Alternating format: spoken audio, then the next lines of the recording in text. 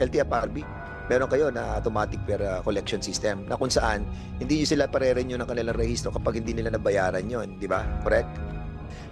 Congressman, pag nagutom ang aking mga anak, papatay ako. Hindi ba tayo natatakot sa repercussion?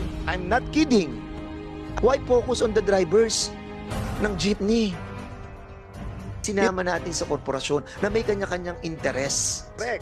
At ang Which gumastos participated doon, in the alam mo kung sino gumastos doon? the DOTR. Yes, Asan Mr. Chair. yung perang yon? Pera namin yon. Pera mo yun. Pero natin lahat yun. So sasabihin mo, walang gastos sila. Okay, good. Wala silang gastos. Eh, paano kami? Saan yung dinala pera namin? To address that kind of problem, LTFRB.